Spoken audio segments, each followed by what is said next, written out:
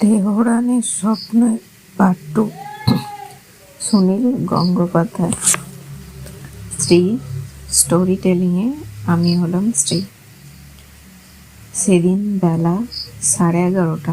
দারুণ মন খারাপ নিয়ে বাড়ি ফিরে এলো মনীষা।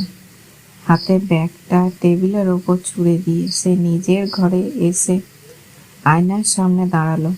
সেই কি অনেক বদলে গেছে?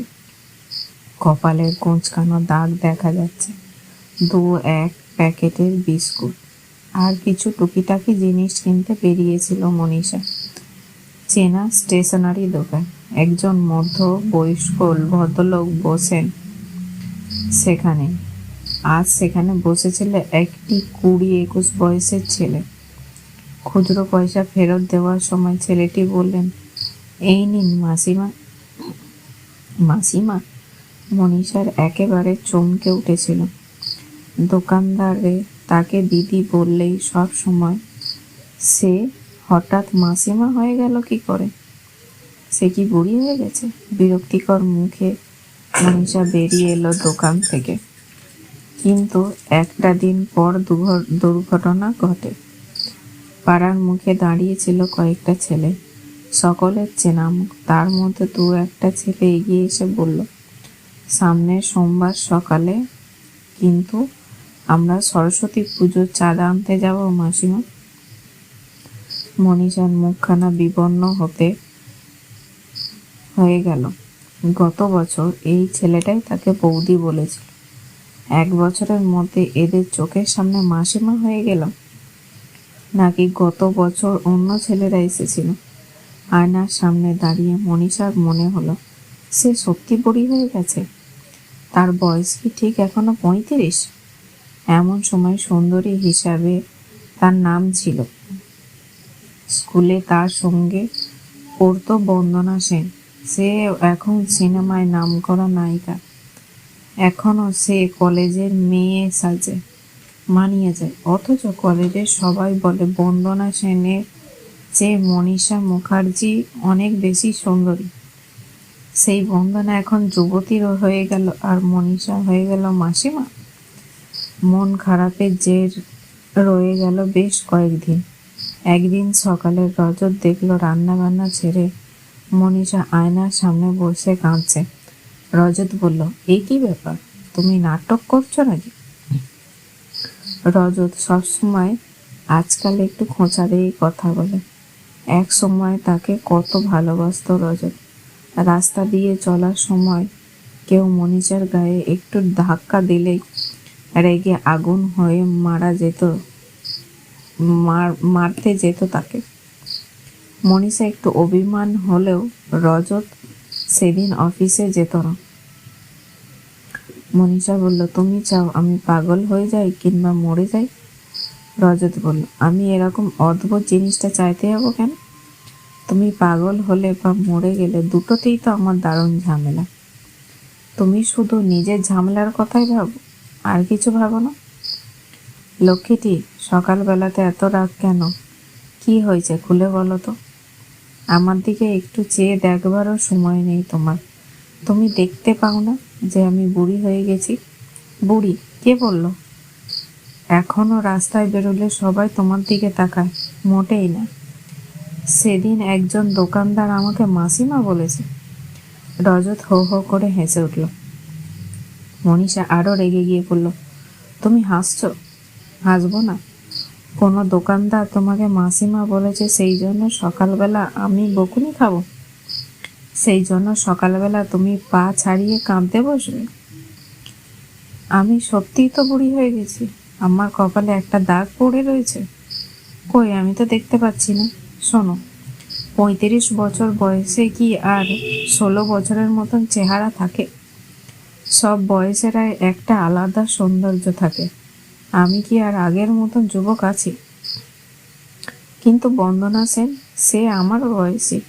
তুমি সিনেমায় নামো, মেকআপ টেকআপ নিয়ে তোমার বয়সও অনেক কম দেখাবে।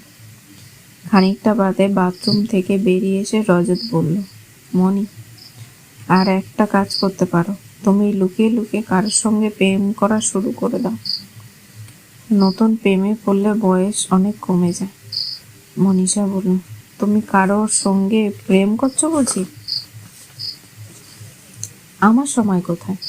সেই দিন তো খেটে খুটে মরছে, সারা দিন খেটে খুটে মরছে। সময় থাকলে নিশ্চয়ই প্রেম করতাম। দেখলে না মাথায় টাক পড়ে যাচ্ছে আমার। নতুন কোনো মেয়ের সঙ্গে প্রেম করলে টাক পড়তো না, ব্লাড কোলেস্টেরল হতো না। প্রেমে পড়লেই শুনেছি হার্ট অ্যাটাক হয় না। তোমার তো সারাদিন অঢেল সময়, কারোর সঙ্গে জমিয়ে ফেল। আমি দুপুরে বাড়ি থাকি না, তোমার তো অনেক সুবিধা। কথা দিচ্ছি কোনোদিনও হঠাৎ অসময়ে বাড়ি ফিরলেও তোমাকে চমকে দেব না। চুপ করো, বাজে কথা বলো না, আমি সিরিয়াস বলছি। আহা, এমনি এমনি বুঝি কারোর সঙ্গে প্রেম করা যায়? আমি কোথাও যাই, কারোর সঙ্গে মিশি, রাস্তায় গিয়ে লোককে ডেকে ডেকে বলবে, ওগো তোমরা কেউ আমার সাথে প্রেম করব? রজত আবার হাসতে হাসতে বলল, তাহলে মন্দ হয় না ব্যাপারটা। অফিসে বেরোনোর সময় রজত দেখল মনীষার মুখ থমথমে। ছেলেদের লুকিয়ে সে মনীষাকে একবার জড়িয়ে ধরে বলল, মণি, আমার ওপর এত রেগে আছো কেন? এই যে আমি এত খাটছি, এই কি আমার জন্য, তোমাদের জন্য না? তুমি যা চাও তাই দিচ্ছে, তোমার কোনো অভাব রাখেনি। যাদবপুরে জমি কিনে রেখেছি, সামনে বছর বাড়ি শুরু করব। তুমি যেমন চাও ঠিক সেরকম, তোমার সময় কাটে না। আগামী মাসে একটা টিভি কিনেছি। নিজেকে সরিয়ে নিয়ে মনীষা বলল, আমি ওইসব কিছু চাই না, আমাকে একটা নতুন জীবন দাও। সেই দিন দুপুরে খেতে বসে কাগজ পড়তে পড়তে চোখে পড়ল একটা খবর, বন্দনা সেন বিলেতে যাচ্ছে। আবার রাগ হয়ে গেল মনীষা। বন্দনা এই নিয়ে কতবার বিদেশে গেল, অথচ সে যেতে পারবে না? তার রূপ বা গুণ কোনোটাই তো কম ছিল না। শনিবার মনীষার দিদির জামাইবাবুদের বাড়িতে নেমন্তন্ন, কিন্তু রজত যেতে পারবে না। তার অফিসে কোনো সাহেব আসছে, সেই জন্য তাকেই যেতে হবে এয়ারপোর্টে। ফিরতে ফিরতে সেই রাত 11টা। ছেলে মেয়ে নিয়ে মনীষা একাই গেল। অনেক লোকজন এসেছে, তার মধ্যে একটি মেয়ে কি সুন্দরী, 24-25 বছর বয়সে, মুখ দিয়ে যেন একটা দীপ্তি বেরোচ্ছে। মনীষার দিদি হঠাৎ বলল, বিয়ে ঠিক করার আগেই মনীষা ওকে দেখতে এরকমই ছিল। মনীষা বলল, যা, মোটেই নাই, ও অনেক বেশি সুন্দরী। গোপনে একটা দীর্ঘ নিঃশ্বাস ফেলল মনীষা। ওই বয়সটা তো আর কোনোদিনই ফিরে পাবো না। মেয়েটার সঙ্গে আলাপ হলো, ওর নাম দেবযানী। বয়সে অত কম নয়, মেয়েটি নিজেই বলল। ওর বয়স 28, বিয়ে হয়েছে 2 বছর আগে। স্বামী স্ত্রী দুজনেই থাকে তেহরানে। মনীষার জামাইবাবু বললেন, ওর কাছে তেহরানের অনেক গল্প শুনেছি। দারুণ ব্যাপারটা, বুঝলে? স্বামী স্ত্রী দুজনেই চাকরি করে, মাইনে পায় ডলারে, ফ্রিতে এয়ার কন্ডিশন বাংলো, ফ্রি গাড়ি, খরচই নেই।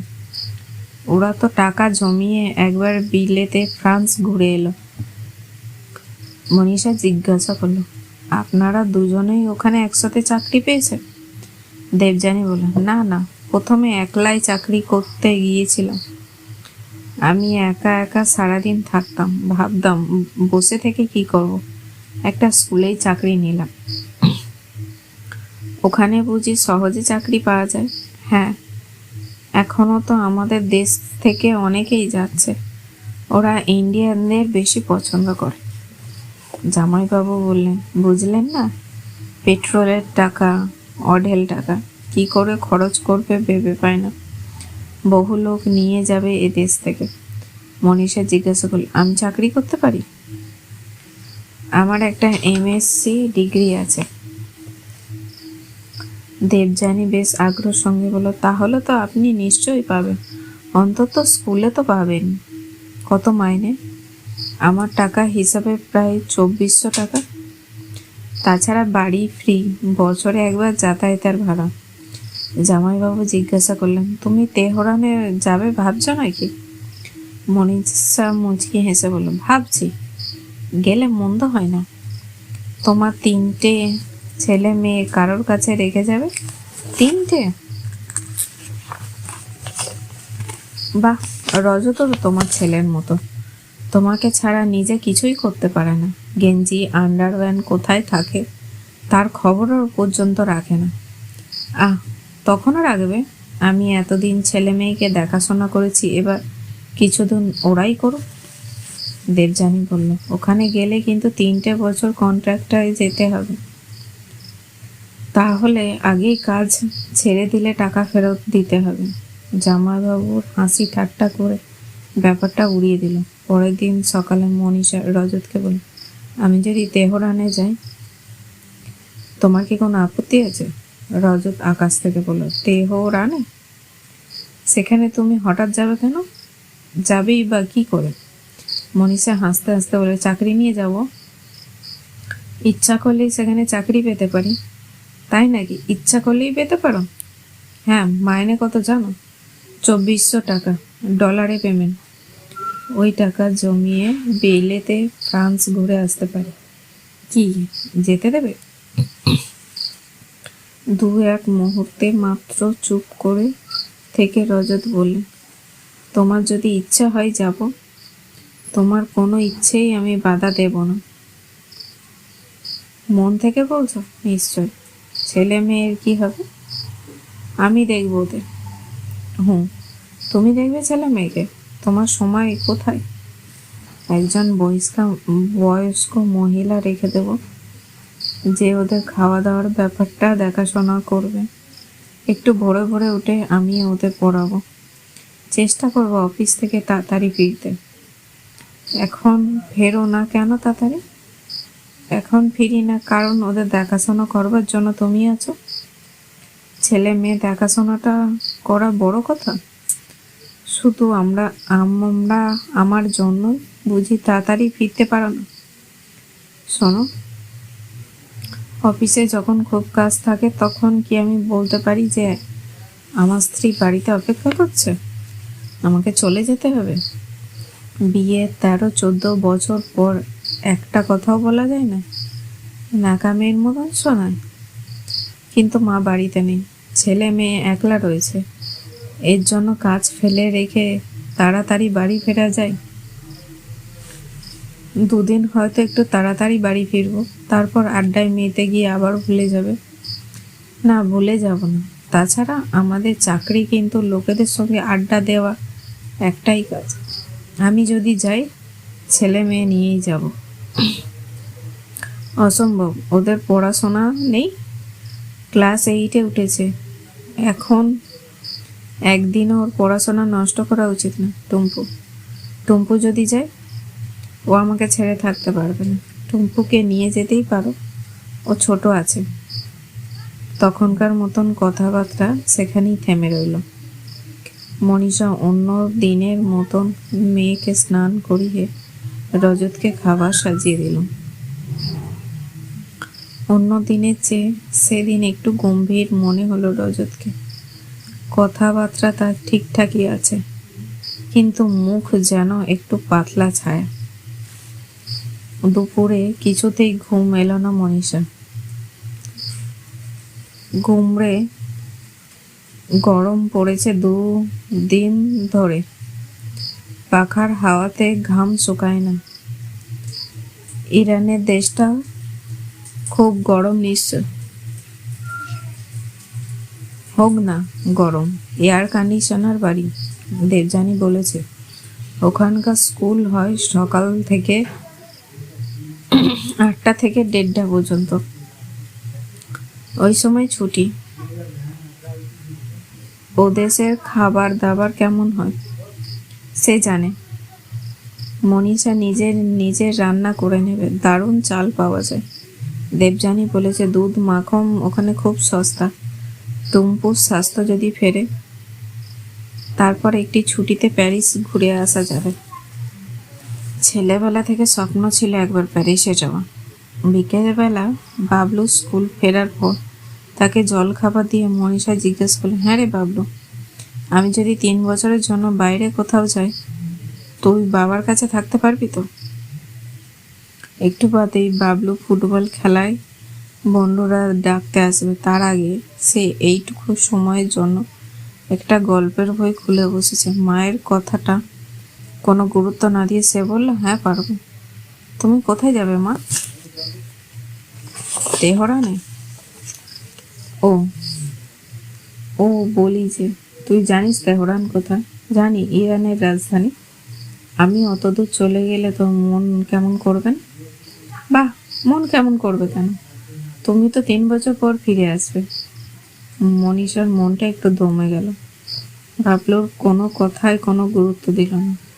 একবারও জানতেই চাইল না মা কেন চলে যাবে। তার গল্পের বই আর বন্ধু বান্ধব এখানেই তো সব। অথচ মাত্র 2 বছর আগে রাত্রিরে একটানা একটা গল্প না বললে বাবলু ঘুমাতো না। ছেলেটা দূরে সরে যাচ্ছে। 3 বছর পর বাবলু আর তাকে চিনতে পারবে কিনা কে জানে। মনীষার গলায় ডাক, বাবলু। এই ডাক শুনে বাবলু চমকে উঠে মুখ তুলে তাকাল। মনীষার বুকের ভেতরটা বাষ্প চেপে রেখে বলল, বাবলু, 3 বছর পরে আমি যদি না ফিরে আসি, আমি যদি মরে যাই, তোদের কোনো কষ্ট হবে না রে? বাবলু বই ছেড়ে উঠে এসে মনীষার গলা জড়িয়ে ধরে বলল, মা, তোমার কি হয়েছে? তোমার মন খারাপ হয়েছে? আমি যদি মরে যাই? ধ্যাত। সেদিন রজত বাড়ি ফিরল